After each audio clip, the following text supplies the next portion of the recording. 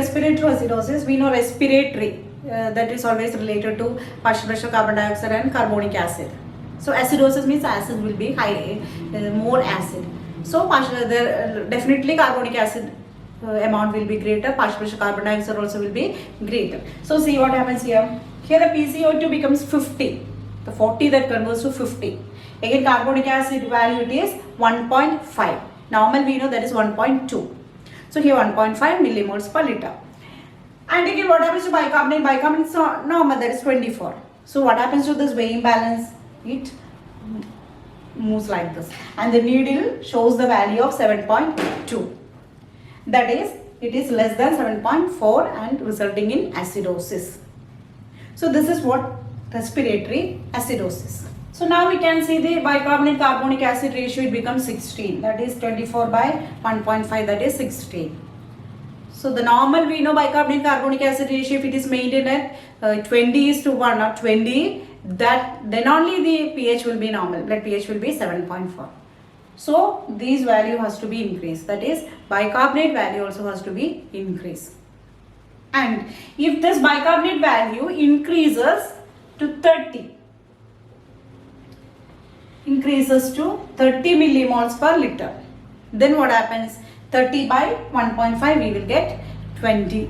That means 20:1. So then the pH will automatically changes to 7.4. So the weighing balance become like this normal.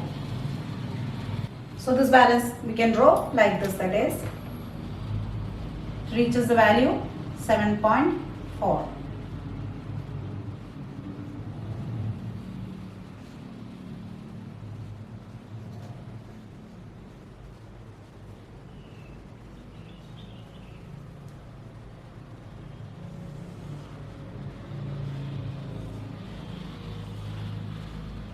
So like this. That is if bicarbonate, draw the straight line. To draw the straight line.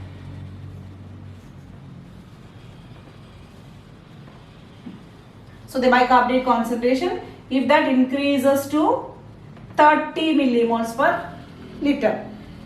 How? By increasing the reabsorption of bicarbonate by the renal tubule. So our body will do this mechanism, this compensatory mechanism, that will increase the reabsorption of bicarbonate, thereby increasing the concentration of bicarbonate in the blood.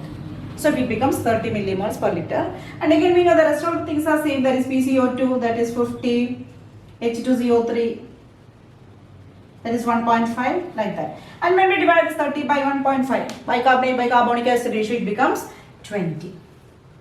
So 16 that changes to 20, and definitely what happens, this value of the pH will become normal, that is 7.4. So the needle shows the straight line. So this is what the compensatory mechanism, what our body will do.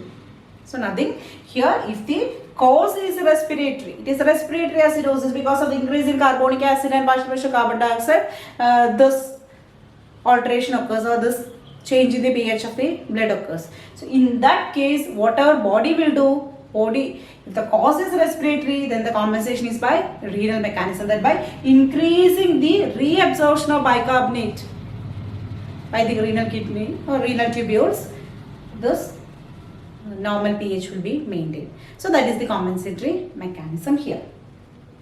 Now we can move to various causes of this respiratory acidosis. So various causes of this respiratory acidosis, that may be due to, we know, respiratory problem. So may be due to acute airway obstruction, as in case of bronchopneumonia, or chronic obstructive lung disease, that may be seen in bronchial asthma or emphysema or pulmonary edema and all. And depression of CNS, that may be due to overdosage of sedatives or narcotics. So all these reasons results in the respiratory acidosis.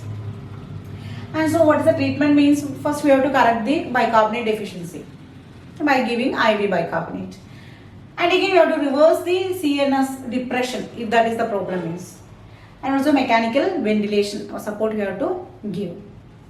And now we can move to the metabolic alkalosis. So in metabolic alkalosis we know there will be increase in alkali and decrease in acid. and metabolic, that is definitely related to bicarbonate level. So what happens in this metabolic alkalosis? Increase in the bicarbonate level, that is excess bicarbonate or less acid. So primary cause for this metabolic alkalosis is the excess bicarbonate level. And here what happens here to the, when come back to this wave balancing, partial pressure carbon dioxide and carbonic acid ratios are normal, that is partial pressure carbon dioxide is 40, carbonic acid 1.2. Coming to this bicarbonate, excess bicarbonate can be seen, that is instead of 24 we can see 36. So actually an excess can be seen here, 36. So what happens to this weight imbalance? The needle points towards 7.5 or 6 like that. So the value raises from 7.4 to 7.6. So that's what happens in this metabolic alkalosis. So the metabolic means it is related to bicarbonate. Alkalosis, there will be excess bicarbonate. So that happens here. Excess bicarbonate 36. Instead of 24 we can see 36 here. Thereby the value of pH also raises from 7.4 to 7.5 or 6 like that. And here the bicarbonate carbonic acid ratio will be 30. So instead of 20:1 we can see 30:1 here. That is 36 by 1.2. And what is the compensatory mechanism? Compensatory mechanism is to decrease the rate of respiration. Decreasing the rate of respiration means we can hold back this carbon dioxide. Thereby the partial pressure carbon dioxide will be increased, carbonic acid ratio will be increased, and by that mechanism we can maintain the ratio to 20:1. Bicarbonate carbonic acid ratio to 20:1. So let us see what happens in compensatory mechanism. Compensatory, we have to draw the straight needle.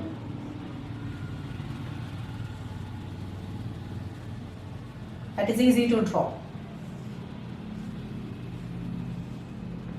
Here it is 7.4, here 7.2, 7.6. So bicarbonate ratio, that is, bicarbonate level, that becomes 36 here. Let it be that when we increase the partial pressure of carbon dioxide to 60 and carbonic acid concentration when we raise to 1.8, how this partial carbon dioxide increases? By increasing the rate of decreasing the rate of respiration, or by retaining the carbon dioxide. So by retaining this carbon dioxide we can raise the PCO2 and H2CO3 here. So definitely it becomes 7.4, that is normal pH. So pH it becomes normal, and here the ratio of bicarbonate to carbonic acid will become 20:1. So that is how our body compensates this alteration. Clear? Now we can move to the causes for the metabolic alkalosis. So these are the causes of the metabolic alkalosis. So treatment, we know we are giving IV bicarbonate. If that exceeds the normal limit, results in metabolic alkalosis. Again we can see in severe vomiting, we can see hypochloremia, that is hypochloremic alkalosis. And the factors causing hypokalemia, there are several factors that will cause the hypokalemia. That may be due to steroid administration or hyperaldosteronism. All these may result in the hypokalemia. Hypokalemia, we know, the decreased level of potassium in the blood.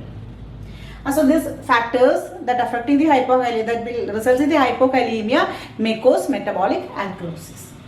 Again, this potassium depletion, that is hypokalemia, that can be a cause of this metabolic alkalosis, or this metabolic alkalosis results in the hypokalemia. So we can say this in two ways, that is potassium depletion can be a cause of metabolic alkalosis, or this potassium depletion results from the metabolic alkalosis. Now this metabolic alkalosis, we can say this is in two types, that is chloride responsive and chloride resistant. So chloride responsive type, we can see the urinary chloride level less than 10 millimoles per liter, and that occurs in conditions like prolonged vomiting, diuretic therapy, etc. And chloride resistant, we know, that is if the urinary chloride, if it increases or it exceeds 10 millimoles per liter, that is chloride resistant, and that can be seen in hypertension, hyperaldosteronism and all. So two types of this metabolic alkalosis we can categorize as chloride resistant and chloride responsive. And now treatment is mainly to correct the cause, and again we will administer potassium, because we know this may result in hypokalemia also. So in that condition we have to administer potassium ions. Now we can move to the respiratory alkalosis. Coming to the respiratory alkalosis, we know two reasons, that is either excess of the bicarbonate or decreased level of the carbonic acid. So it is related to respiratory. So respiratory we know that is related to carbonic acid or partial pressure carbon dioxide. So if there is a primary deficit of this carbonic acid, what happens? That results in the respiratory alkalosis. So metabolic alkalosis, that is increased bicarbonate level. Respiratory alkalosis, decreased carbonic acid level, that is primary deficit of the carbonic acid. So let us see that balance. Here the partial pressure carbon dioxide is 20, carbonic acid 0.6, that is it is decreased. There will be a primary deficit of this carbonic acid and also decrease in the partial pressure of carbon dioxide. And bicarbonate is normal, that is 24. So what happens to the needle? Needle shifts from 7.4 to 7.5 or 6. 7.6. So here we can see an imbalance. And the bicarbonate carbonic acid ratio, it becomes 30:1. That is 24 by 0.6, that is 30. So 30:1. So in order to correct this mechanism, as a compensatory mechanism, our body will correct this imbalance. How? It will by the renal mechanism. So by renal mechanism, increased excretion of bicarbonate occurs, so that this value of bicarbonate reduces from 24 to 12. So body will reduce this bicarbonate concentration through the renal mechanism. And we know if the respiratory is the cause, compensation is by renal. So the kidney will increase the excretion of bicarbonate.